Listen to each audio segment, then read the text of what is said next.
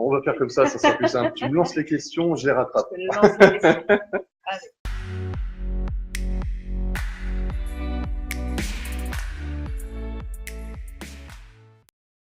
Bonjour tous les francophones. Aujourd'hui, on fait un live, donc le team fait son live, pour vous présenter le marché de l'emploi au Portugal pour les expatriés, pour les personnes qui sont aussi sur place.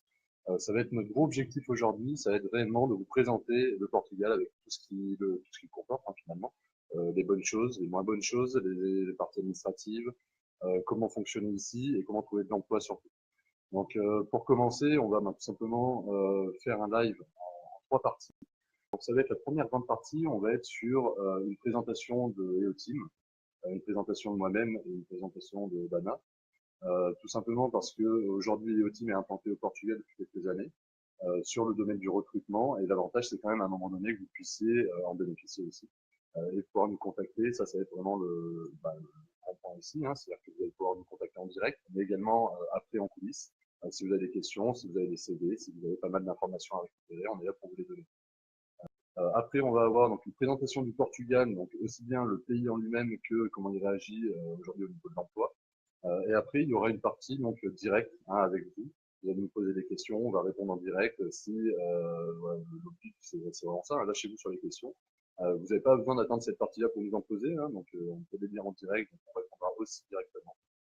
Anna donc va lire vos questions. On dira au fur et à mesure. N'hésitez pas vraiment s'il y a quelque chose qui vous interpelle. Allez-y, on vous écoute, on vous lit. Donc ce qu'on va faire, on va déjà commencer par se présenter un peu, présenter EOTeam. Alors EOTeam, c'est un cabinet de recrutement qui existe depuis une quinzaine d'années déjà en France, qui a une dimension internationale, hein, donc on a fait avec l'Angleterre, on a fait avec l'Australie. On est spécialisé en France notamment sur l'IT, avec un gros background en arrière. On a pas mal de clients connus aussi. Ça, vous pouvez aller voir directement sur eoteam.com pour voir un peu avec qui on travaille et comment on fonctionne, voir rencontrer nos équipes en France.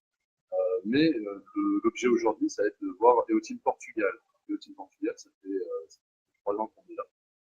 C'est pour ça qu'on se permet aujourd'hui de faire un live dessus sur le Portugal. Et effectivement, donc depuis ces 3 ans, comment on fonctionne? On va avoir différentes catégories de clients. Ça va passer sur aussi bien des call centers, ça va passer sur de l'IT, ça va passer sur du commercial, ça va passer sur pas mal de choses diverses. On nous a parlé actuellement des couturières, des infirmières. Donc on a souvent et régulièrement des nouvelles offres aussi sur la partie portugaise du site eoteam.com qui vous permettra de nous suivre au fur et à mesure pour pouvoir découvrir ces nouvelles annonces. Que ce soit aussi bien à Lisbonne, à Porto, à Braga, à Lourdes, en Algarve, à Coimbra, on a vraiment un grand panel de choix qui arrive au fur et à mesure. Donc les places sont à prendre. L'objectif pour vous, c'est de nous suivre assez régulièrement pour pouvoir nous demander des conseils et voir si y a des postes qui peuvent vous convenir ici. Donc effectivement, EOTeam Portugal, c'est une équipe. C'est vraiment une équipe, donc on s'amuse beaucoup ici. Entre autres, hein, l'objectif pour nous, c'est aussi bien de travailler avec le sourire, avec la chaleur du Portugal, avec le soleil. C'est notre raison d'être ici, en tout cas. C'est comme ça que nos dirigeants l'ont monté ici. Et c'est comme ça que nous, on l'applique tous les jours. Ça nous va bien de travailler en souriant. Donc, pour EOTeam Portugal, c'est aussi bien du recrutement. On fait du portage salarial, on fait de la gestion des frais, on fait pas mal d'autres services. Mais aujourd'hui, on va se concentrer exclusivement sur le recrutement. On va s'appeler par la suite pour les autres thèmes. Le recrutement, donc, on va avoir donc, une équipe, donc, je vous ai dit, il va y avoir Anna qui va se présenter, on va avoir d'autres collaborateurs, mais aujourd'hui, c'est Anna qui est là. Donc, je vais te laisser te présenter. Je suis Anna Pêche. Je suis portugaise. J'ai vécu au Portugal jusqu'à mes 27 ans. Après, je suis allée en France, l'appel du cœur. J'ai passé 7 ans, mais l'amour au Portugal était très fort. Et donc, je suis rentrée, j'espère définitivement. Et j'ai commencé à travailler avec le team depuis novembre. Je m'éclate. J'adore notre ambiance de travail, j'adore le travail que nous faisons et j'adore la partie du recrutement, de vraiment aider les gens à découvrir le Portugal, à découvrir les postes ici. Et j'espère vraiment que ça continue. C'est une belle aventure. Ça, c'est une belle aventure pour nous aussi. Exactement. Donc, En fait, Anna, donc, elle est arrivée, elle est portugaise, donc ça aussi, c'est la magie du Portugal. Vous allez avoir affaire à des personnes qui sont portugais, qui parlent très bien français, qui parlent très bien anglais également. Nous, on est content d'avoir Anna depuis ces quelques mois, en tout cas, parce que l'avantage, c'est qu'on peut aussi bien vous driver sur des postes qui sont que francophones, mais aussi sur des postes qui vont être bilingues. Donc, vous pouvez parler anglais couramment, vous pouvez parler portugais couramment. On cherche aussi des postes allemands. Donc, l'avantage, c'est vraiment si vous faire plaisir en venant en Portugal, mais pas que en portugais. La culture portugaise, on va en parler, mais ça fait aussi partie de cette culture de pouvoir s'ouvrir à pas mal de langues, parce que notamment en Lisbonne, Lisbonne, Porto, Braga, c'est des villes où il y a une grosse communauté d'expatriés, et donc vous allez pouvoir vous éclater effectivement à rencontrer ces personnes avec différentes langues. Moi, effectivement, donc je suis chez Team Portugal depuis un petit moment également. Hein. L'objectif pour moi, c'est vraiment de développer Team ici, et on y arrive plutôt bien. On a pas mal de clients aussi qui s'éclatent avec nous. Beaucoup de candidatures aussi qui arrivent un peu partout, et notamment de la France, des francophones qui passent par nous pour pouvoir transiter au Portugal. Moi, je suis arrivé au Portugal il y a plus de 4 ans, un peu par hasard, et je suis tombé complètement amoureux du Portugal, ce qui arrive assez souvent ces derniers temps. Hein. Donc, je vous invite à venir déjà au Portugal pour pouvoir découvrir comment c'est fait. Effectivement, on n'a pas envie d'en repartir. C'est une très bonne chose ici. Donc, moi, je l'ai fait ici. Pareil, je m'amuse, on mange bien. Vous me voyez assis, mais si vous voyez debout, vous comprendrez pourquoi je dis ça. Hein. On mange très très bien ici. Il y a beaucoup de choses à faire, beaucoup de choses à visiter, beaucoup de choses à partager. Donc, effectivement, moi, je suis là pour très long terme. Hein. Donc, je vous invite à venir au Portugal pour du long terme, hein, déjà le découvrir et puis rester. Si c'est pour des vacances, effectivement, bon, trouver un poste pour les vacances, c'est pas toujours sympa. Mais juste pour des vacances, c'est très sympa aussi. Mais moi, ce que je vous conseille, c'est de prendre contact avec nous, on va vous en parler. Il y a des possibilités de s'implanter complètement au Portugal et à long terme. On va répondre à la question quand même qui a été posée. Oui. Alors, quel genre de poste pouvez-vous nous proposer à EOTeam? Ah bah ça, c'est une super question pour le coup. On aime bien ce genre de questions. Alors, on va avoir un panel de postes qui va être assez large, qui va être sur plusieurs villes dans le Portugal, qui va couvrir pas mal le Portugal. On va commencer par la base, hein. Ça va être les call centers. Alors, on va avoir des postes dans les call centers. Alors attention, quand on dit call center, on a tout de suite une vision horrible du travail où on est tous derrière sa machine, en train de travailler pendant 40 heures par semaine, parce que Portugal, on parle de 40 heures par semaine, attention. Hein. Et là, on se dit, voilà, c'est martel en tête. Oui et non. Ça dépend comment vous le prenez. Les call centers, c'est du service client. Ça veut dire que vous êtes là pour aider les personnes. Effectivement, c'est pas un travail qui est très facile. C'est pas un travail qui est très grisant non plus tout le temps. Mais ça dépend comment vous le vivez, ça dépend des équipes, ça dépend des projets. Euh, Plusieurs call centers vont vous proposer plein de projets différents. Donc, ça dépend en fait ce que vous souhaitez. Donc, n'hésitez pas à nous en parler. Si vous me dites, voilà, ben, moi je veux juste un travail, on va vous proposer tout ce qui va passer quand on va dire, ok, bon, ben, ça c'est bien. Par contre, si vous me dites, bah, moi, je suis commercial dans l'âme, ah, bah, moi, j'aime le service client sur tout ce qui est santé, ah, bah, moi, j'aime, voilà, un peu le challenge. Nous, derrière, on va pouvoir vous positionner sur des projets et proposer à nos clients, différents profils réellement, hein, ça fait vraiment plus pointu pour que vous puissiez avoir ce que vous souhaitez. Donc, le call center, oui, c'est ambiance jeune. Hein, on travaille pas avec des call centers qui ont des ambiances molles, hein, tout simplement. Il faut que ce soit dynamique, comme nous. Hein. On aime aussi vous proposer des postes sur des projets qui vont être internationaux, sur des projets qui vont regrouper une communauté pour pas que vous soyez seul à la base, et sur des entreprises qui vont vous suivre. Donc ça, c'est aussi des call centers. Hein, donc il ne faut pas en avoir peur. C'est un très bon départ au Portugal, voire un très bon début de carrière aussi au Portugal. Hein, il y a des opportunités aussi dans le call center. Mais on va pas avoir que ça chez nous. Hein, on va avoir des postes dans tout ce qui est IT, des postes sur de l'IT, alors assez pointus. Hein, là, on retouche un peu des fleurs de métier qu'on a connues en France, sur des postes des postes symphonie notamment, hein, si vous connaissez.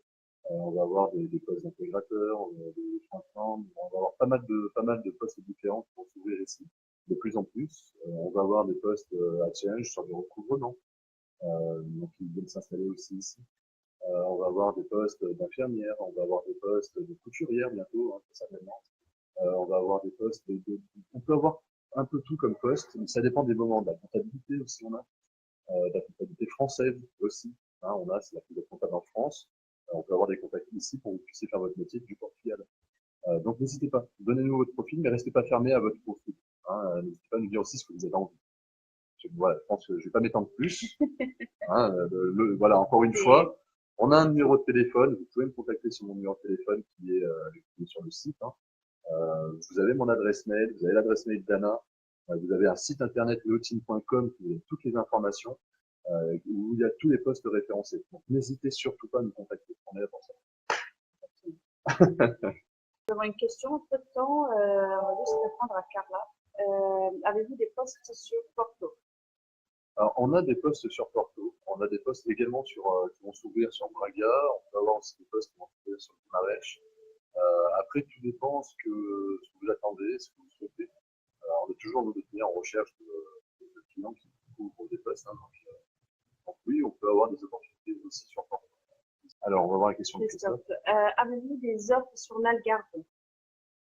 Alors, donc au sud du Portugal. Voilà, le sud du Portugal. Là, oui, oui, Christophe, on en a, mais pas tout de suite. On a une grosse session de recrutement sur l'Algarve pour un de nos clients qui est en train de s'implanter au Portugal, qui croit énormément au Portugal et pour les raisons personnelles qui a fait l'Algarve et pour des raisons plus connues aussi d'ailleurs.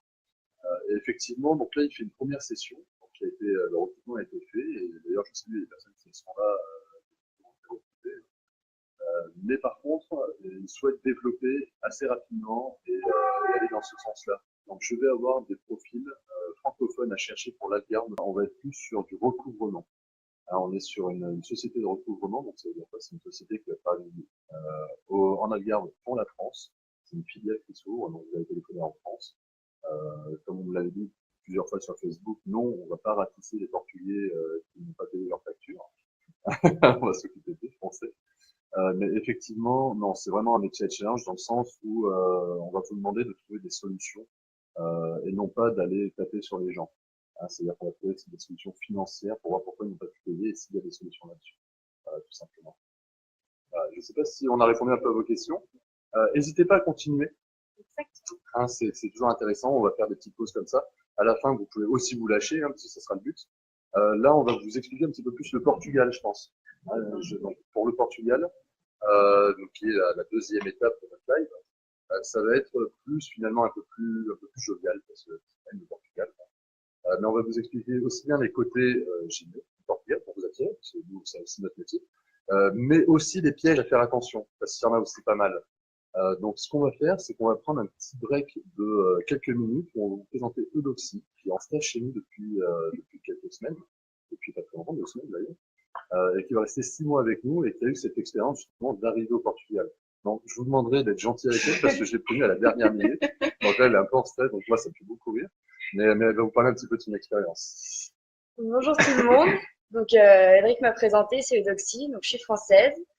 Je fais des études de commerce et je suis venue donc chez EOTeam pour 6 mois de stage, donc un stage de fin d'études. Donc moi, j'ai choisi le Portugal déjà pour le soleil, pour la langue, j'avais envie de bouger à l'étranger en fait, j'avais envie de m'expatrier un petit peu. Et donc, dès que je suis arrivée au Portugal, Lisbonne m'a tout de suite plu, j'ai beaucoup aimé la ville. C'est très joli, il y a du soleil, les gens sont agréables. La vie est beaucoup plus calme et paisible qu'en France, après c'est mon avis. Je me suis facilement intégrée parce que déjà c'est vraiment multiculturel ici. Et comme vous l'avez dit, il y a plein d'expatriés, plein d'étrangers. Donc même sans parler le portugais et sans maîtriser la langue, j'ai directement pu m'intégrer, rencontrer pas mal de personnes. Il y a beaucoup d'étrangers. J'ai commencé du coup par une auberge de jeunesse parce que c'était pas facile de trouver un logement, mais ça m'a aussi permis de rencontrer plein de monde, rencontrer beaucoup de jeunes, rencontrer aussi des Portugais parce qu'il faut savoir que la vie ici est très très sympa, même pour faire un peu la fête. Donc les rencontres sont faciles, les gens sont agréables et sont ouverts. Et depuis peu, je me suis enfin officiellement installée à Lisbonne dans un petit appartement. Donc, c'est un peu compliqué de trouver un logement ici. Il faut prendre le temps. Il faut pas se précipiter parce qu'il y a beaucoup de logements qui sont chers et qui sont pas forcément adaptés au marché. Donc, faut le temps de trouver le bon logement au bon prix et puis voilà. Alors, si je te pose une question, tant qu'à faire, quelle serait, depuis que tu es arrivé, quelle est ta plus belle chose ta plus belle expérience que tu as faite, alors pas forcément au travail, hein, Ouais. mais généralement quand tu arrives ici, et quelle est la plus grosse galère que tu as faite? La plus belle expérience, je pense que c'est quand je suis arrivée toute seule de l'aéroport. J'avais 2 énormes valises et dans le métro, c'était juste impossible de monter les marches. J'étais en sueur. Il faut savoir que les rues à Lisbonne, ça fait faire du sport parce que ça monte, ça descend. Et en fait, pas une seule fois, les gens m'ont laissé galérer toute seule avec mes 2 valises. Enfin, dès la sortie de l'aéroport, en fait, c'est les gens qui sont super ouverts et qui viennent tous vous aider pour, pendant les moindres galères. En fait, il suffit juste de parler à quelqu'un et tout le monde vient vers vous pour vous aider sans même demander. Et plus grosse galère, bah, c'était la recherche d'appartement quand même. Parce que ça a pris, enfin, plus grosse galère, ça a pris 2 semaines, c'est pas non plus énorme, mais c'est vrai que c'est compliqué, même sans parler le portugais. Du coup, il y a beaucoup de propriétaires qui sont portugais, qui parlent pas forcément anglais des fois, donc pour échanger avec eux, c'est compliqué. Sans connaître la ville, sans connaître les quartiers, il faut avoir des gens sur place qui peuvent nous aider et dans ce cas-là, du coup, c'est pas un problème. Parfait. Bah, je te Voilà. remercie en tout cas. Merci. Merci bien. Voilà, c'était notre petit vent de fraîcheur qu'on a dans l'équipe qui vient d'arriver. Non, c'est parfait. Bon, ouais, mettez plein de pouces là à ce moment-là, n'hésitez pas avec les commentaires sur elle parce qu'elle vient juste d'arriver, elle était un peu prise de court. Bon, c'est parfait, je te remercie. On va continuer un petit peu sur Lisbonne même, sur le Portugal même. Je te laisse continuer tout à l'heure.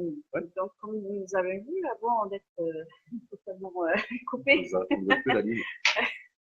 en fait, donc le Portugal a ses 2 côtés, le positif et le moins positif, on va dire.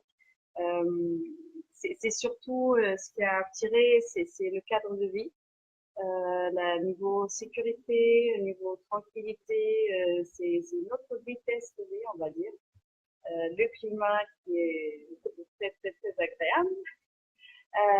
Et aussi cette envie des Portugais d'aller vers les autres, de la solidarité. C'est vraiment pour quelqu'un qui arrive dans ce pays, je pense qu'il va se sentir très bien accueilli, très bien intégré aussi. Surtout si vous commencez à parler un peu la langue, c'est sûr que c'est un autre côté du Portugal qui va s'ouvrir. Je pense que là, tu peux confirmer ça. C'est ça, exactement. Là, vous avez une version portugaise. Moi, je vais vous donner une version française. Étant expatrié comme c'est le thème aujourd'hui, enfin, là, la commune d'expatriation en France, elle est revenue. Moi, je fais l'expatriation dans l'autre sens. Je suis parti au Portugal et je ne reviens pas en France tout simplement parce qu'aujourd'hui, au Portugal, effectivement, il y a une communauté de personnes, un peuple portugais qui est très ouvert, qui est très accueillant, qui est très gentil. C'est la gentillesse, c'est impressionnant. Mais il n'y a pas que ça. Aussi le cadre gourmet, on va dire, culinaire, il va y avoir le cadre soleil, il va y avoir le cadre plage, il va y avoir le cadre montagne, activité, visite, ils ont une culture qui est élancée ici, et à travers tout le pays, il n'y a pas que Lisbonne. Bon, il y a de quoi s'amuser énormément au Portugal, en tout cas pour ma part, et ça fait 4 ans que j'ai vécu, mais j'en ai pas vu la moitié. Aujourd'hui, le Portugal, pour moi, va vous donner plus qu'un beau pays, il va vous donner aussi une communauté qu'on retrouvait en France il y a quelques années et qu'on retrouve encore ici. Et ça, c'est une belle chose, en plus de l'ouverture internationale. Voilà ma vision du Portugal aujourd'hui. C'est ce petit côté très positif.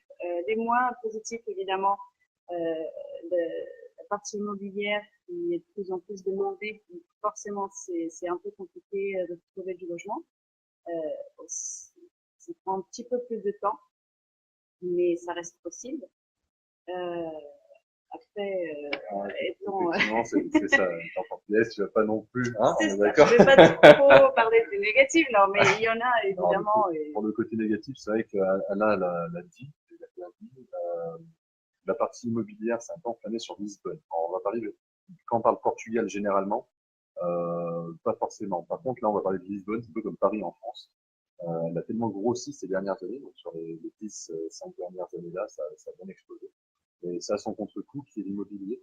Alors, eux aussi, vous en a parlé aussi tout à l'heure, effectivement, elle a mis 15 jours à trouver en étant sur place. Donc, si vous voulez vous implanter, et si vous souhaitez vous implanter au Portugal, il ne faut pas faire avec votre sac à dos, vous mettez vos baskets, vous sautez dans l'avion et vous arrivez en short de bain pour aller à la plage. Ça, c'est pour les vacances. Après, effectivement, il vaut mieux se renseigner un peu, il faut mieux se renseigner évidemment sur les prix, sur les quartiers, Mais vous n'êtes pas seul, encore une fois. Nous, on va vous conseiller si vous nous demandez. Vous allez avoir certaines entreprises avec qui on travaille, sur qui on peut vous aiguiller pour qu'on puisse vous donner, pouvoir vous aider à faire des papiers, à faire un peu de logement ou autre. Donc il y a des possibilités. Maintenant, si vous venez effectivement avec votre sac à dos sur place, bon, bah, les dates d'ouverture de Genève, je trouve sur place 15 jours. C'est aussi une expérience, hein, tout fonctionne aussi, hein, donc ça fait partie du jeu. Mais il faut pas s'en plaindre, c'est le cas. Hein, c'est comme dans toutes les villes, on ne peut pas arriver n'importe où et trouver comme ça d'un claquement de doigts un logement. En termes d'emploi, on pourrait dire quoi? Vous êtes expatrié, vous voulez venir au Portugal. Vous faites partie de la communauté européenne, de l'Union européenne. Vous avez le droit de venir directement et de pouvoir faire, donc de travailler directement au Portugal, à la condition que vous vous enregistriez aux finances. Donc, vous allez aux finances, vous allez faire un NIF, ce qu'on appelle un NIF, c'est un numéro d'identification fiscale. Ça prend, attention, ça prend pas longtemps à faire le NIF, ça met plus longtemps à l'obtenir dans le sens où l'administration ici est un peu lente. Donc il vaut mieux venir en amont, en avance, prendre son apparition, ça va être un bon bulletin. Ça, c'est la mentalité portugaise aussi. Ils ne sont pas stressés. Et en tant que Français, ça peut faire bizarre. Une fois que vous avez réussi à atteindre le comptoir, pour 10 minutes, ça doit coûter une dizaine d'euros. Et vous repartez avec votre papier, vous pouvez aller travailler. Alors, Faranda, donc pour ouvrir un compte bancaire au Portugal, faut-il être déjà salarié sur place? C'est parfait. On attend votre contact. Alors, pour ouvrir un compte au Portugal, si je me trompe pas, non, il ne faut pas forcément avoir de travail ici. Par contre, il faut avoir un NIF, donc c'est le numéro d'identification fiscale. Alors, tout le monde n'était pas forcément là au début quand on a présenté. Le numéro d'identification fiscale se fait quand vous arrivez au Portugal, que vous avez un souhait de travailler ici. Et effectivement, donc ça permet tout simplement de déclarer aux impôts portugais que vous travaillez ici, qu'il y a des prélèvements à la source. Alors, il faut ce numéro-là pour ouvrir pas mal de choses, donc notamment un compte bancaire, pour bien préciser que vous êtes ici. Après, avoir un... Non, vous n'avez pas besoin d'avoir un emploi. Non, non, non, c'est ouvert. De rien faire mandat. Et de rien maladie. Donc effectivement, on revient vite fait sur ce NIF. Le NIF, il faut aller donc aux finances. Comprenant en portugais. Finance. Mon accent est horrible. Donc, vous arrivez là-bas, encore une fois, vous patientez, vous allez là-bas, ça coûte une dizaine d'euros. Vous demandez donc le NIF. Les gens sont assez gentils pour pouvoir vous aider là-bas si vous avez des soucis. Et vous repartez directement avec. Ce qu'il faut, alors je ne sais pas si cette question est de là, Amanda. Vous ne pouvez avoir par contre qu'un NIS, donc c'est le numéro d'identification de sécurité sociale, qu'à partir du moment où vous avez un emploi. Ça, c'est deux choses différentes. Parce qu'effectivement, là, il y aura des prélèvements à la source, et donc il faut un emploi pour pouvoir bénéficier du NIS, donc numéro d'identification de sécurité sociale. C'est deux choses différentes. Ça, c'est un document que vous devez déclarer à la sécurité sociale quand vous avez votre emploi, et il arrive donc un mois après chez vous. Donc il vous faut une adresse aussi. Alors, voilà, il faut bien s'organiser. On commence toujours par trouver une maison. Je regarde à l'auberge. Effectivement, voilà, il faut que vous ayez d'abord une maison, ou un appartement, une chambre, peu importe, une adresse, pour que vous puissiez après commencer à faire des petits documents, donc le NIF, un travail, etc. Nous avons une nouvelle question de Carla. Quels sont les salaires et conditions de travail au Portugal? Ça, c'est une bonne question. Ça, c'est une question qui revient assez fréquemment. souvent. C'est ça. Ce qui est tout à fait normal. Alors, ça, c'est une question. Alors, quels sont les salaires? Alors, on va parler déjà du salaire minimum portugais, qui est à 580 euros. Donc, ça a monté de quelques euros depuis l'année dernière. C'est pas énorme.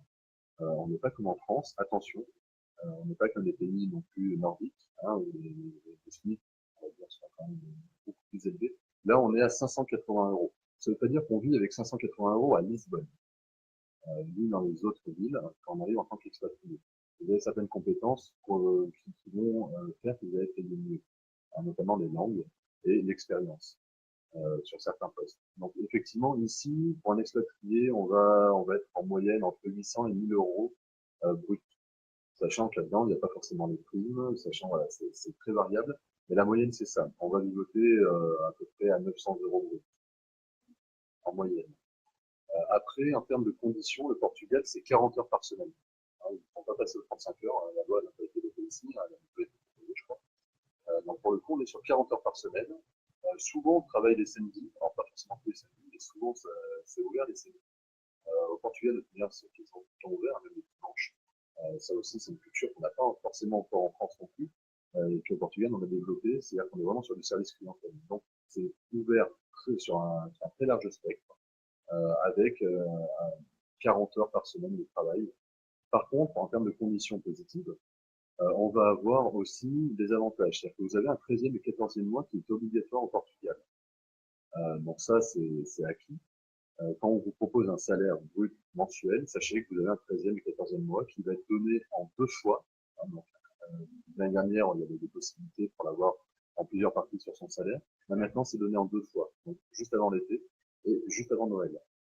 Ça, c'est en portugais, on les appelle Les subsides les subsidies donc de de Natal Natal et de et fête. des fériages qui sont les Les vacances.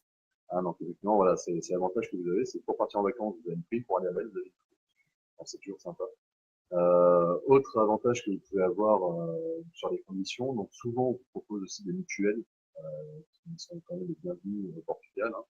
Souvent c'est après 6 mois, surtout pour les grosses entreprises qui vont vous embaucher. Tout simplement parce que il y a beaucoup de personnes qui viennent en vacances, comme je l'ai dit tout à l'heure, donc elles viennent 6 mois, elles profitent un peu du Portugal, elles s'en vont. C'est une chose. Les personnes qui veulent par contre s'implanter, elles ont besoin d'une mutuelle. Donc au bout de 6 mois, souvent on leur propose une mutuelle. Après, en termes de conditions, je pourrais être plus précis. Donc, si là, je ne sais pas si j'ai répondu à votre question. Si vous voulez plus de précision sur un point particulier, n'hésitez pas. Alors, nous avons Fernanda Matnich, maintenant. Bonjour Fernanda. Elle demande donc s'il faut obligatoirement demander l'équivalence de ses diplômes BTS dans le cas de Fernanda pour pouvoir travailler au Portugal. Alors, je pense que si c'est un diplôme européen, normalement, il pourrait avoir l'équivalence. Je ne veux pas m'avancer là-dessus parce que, évidemment, je n'ai pas l'information. Ça dépend du diplôme. Voilà, exactement. Ça dépend, en fait, chaque diplôme selon les pays. En fait, c'est ça qu'il faut vraiment voir. Un BTS, ok, un BTS de quoi déjà si vous avez un BTS commercial, par exemple, effectivement, ici, vous n'avez pas vraiment besoin d'équivalence parce que ça va être reconnu dans le monde du travail comme des capacités.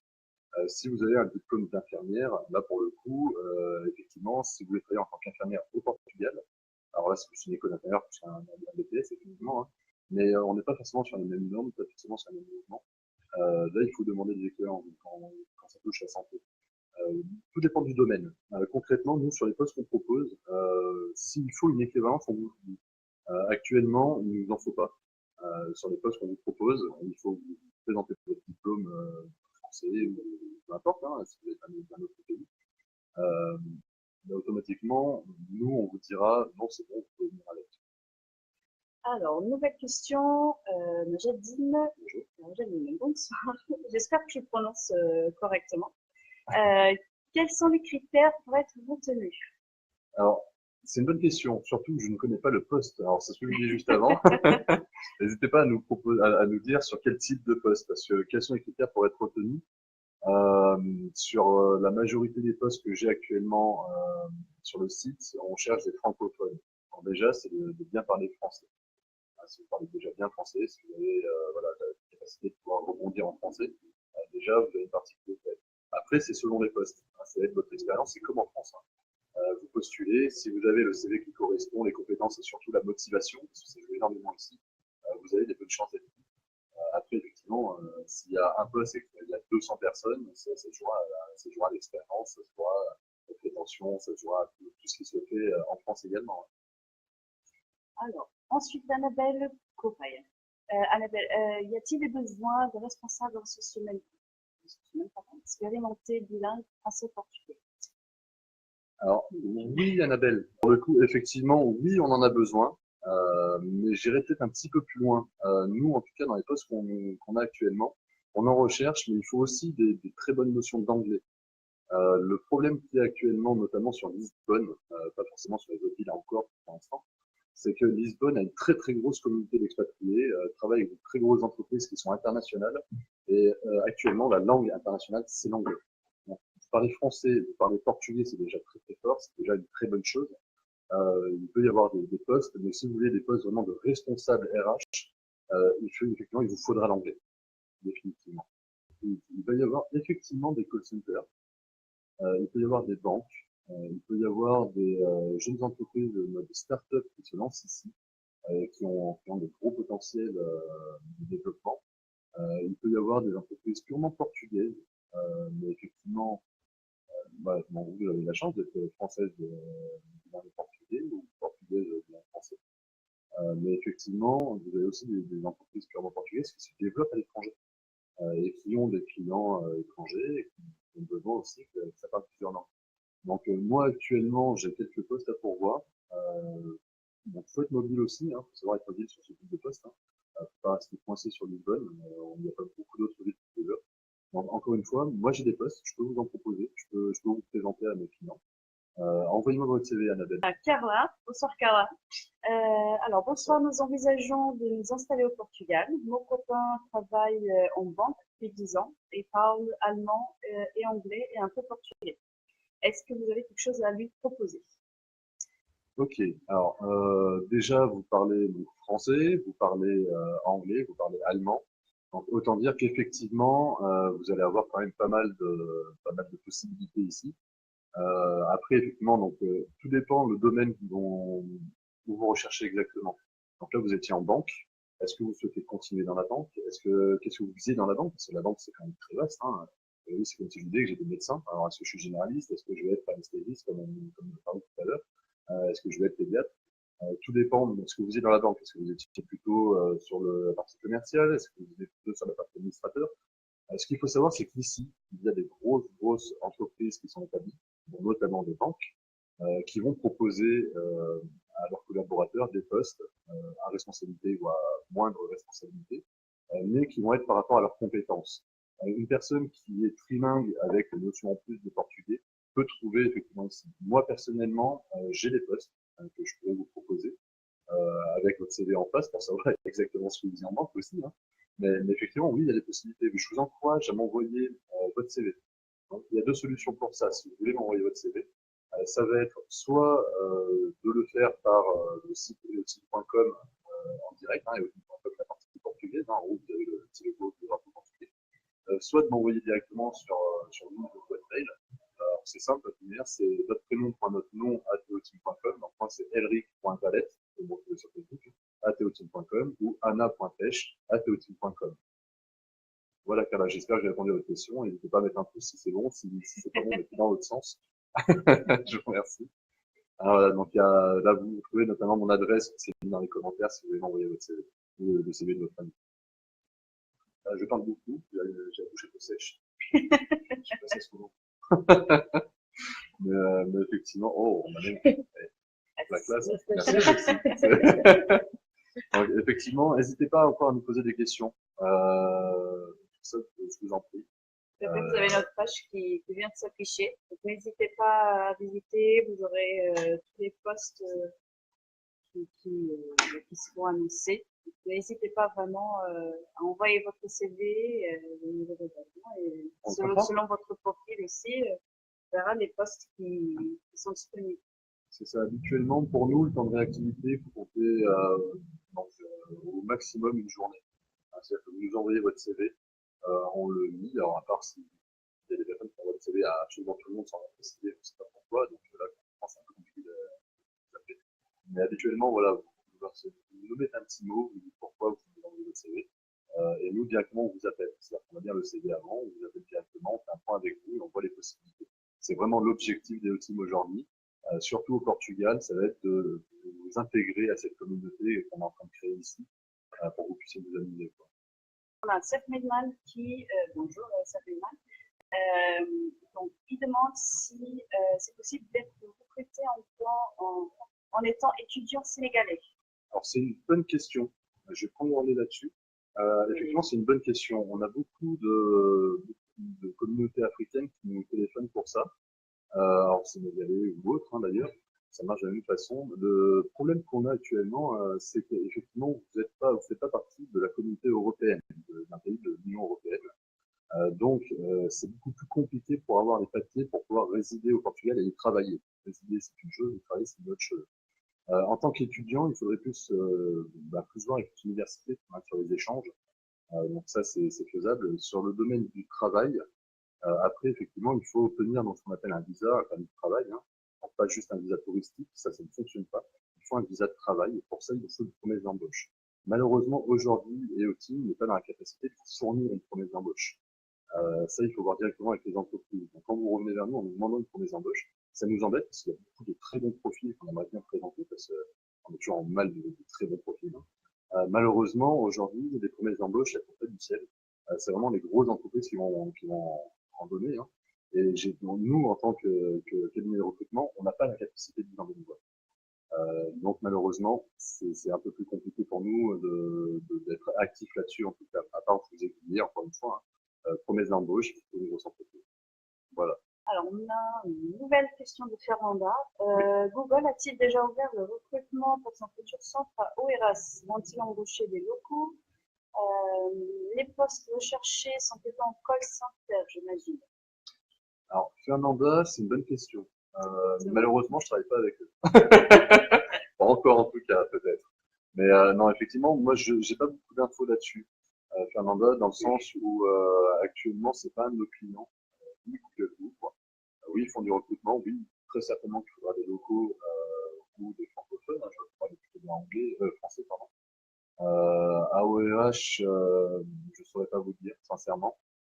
Donc après, nous, on a d'autres postes. Après, si vous souhaitez vraiment Google même, ça sera pas avec nous pour l'instant, en tout cas. Mais pourquoi pas dans un futur, après, hein, relancez-nous si c'est Google qui peut absolument. Mais là, pour le coup, je pourrais pas vous répondre beaucoup plus. On arrive sur le coup. Donc, concrètement, nous, aujourd'hui, je pense qu'on a fait un petit peu le tour. S'il y a une question qui arrive maintenant, voilà, on y répondra, c'est le moment. Sinon, on va bientôt mettre fin, je pense. Voilà, ça fait un petit moment qu'on est avec vous, ça fait bientôt une heure ensemble. C'est un premier. Encore une fois, excusez-nous pour la coupure. Ça vous a peut-être permis d'aller vite fait aux toilettes avant de nous rejoindre. Peut-être qu'on en a perdu quelques-uns dans la bataille aussi, mais n'hésitez pas. Si vous souhaitez qu'on en refasse un, allez sur EOTeam, donc recrutement innovant, la page Facebook qui est affichée. Vous nous envoyez un petit commentaire, vous nous demandez s'il y a des choses qui développent plus, des thèmes. Des questions, des choses que vous avez oubliées. Vous nous contactez directement, ça marche. Aussi. Voilà. Donc je pense qu'on va vous laisser les francophones. La prochaine fois, j'espère que ça sera dans pas trop longtemps. Mais en attendant, envoyez-nous vos CV, parlez-en à vos amis. On est là pour vous, on est là pour vous aider. On aime le Portugal, on aime les personnes qui veulent s'implanter au Portugal. Voilà, on n'est pas sauvage, hein, on est du Portugal. Donc c'est le moment. Donc faites-vous plaisir. Anna est là, moi je suis là. L'autre aussi, c'est envie de vous répondre. Donc n'hésitez pas. Nous allons répondre quand même à la dernière question de Jay. Fait-il toujours beau au Portugal? Oui, monsieur le maître. Il fait toujours beau au Portugal. Bonjour. Donc effectivement, au Portugal, il fait souvent beau. Il fait pas toujours chaud. Aujourd'hui, donc je serais tenté, mais il commence à faire un petit peu noir dehors, à vous faire voir la vue magnifique qu'on a nous par rapport au pont. On a le pont en vue juste derrière, qui est dans le pont du 25 avril, avec le pistolet derrière, donc et avec un magnifique coucher de soleil. Donc oui, il fait beau, on voit le ciel bleu, on voit le coucher de soleil, il fait un peu frais, il fait dans les 7 à 9 degrés en journée. Oui.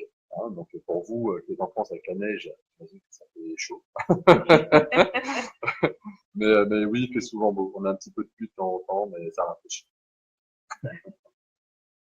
Voilà, donc je vous remercie. On fera un point météo sur le prochain. Si vous voulez un point météo, on se fera un plaisir de faire une carte du Portugal avec la totale.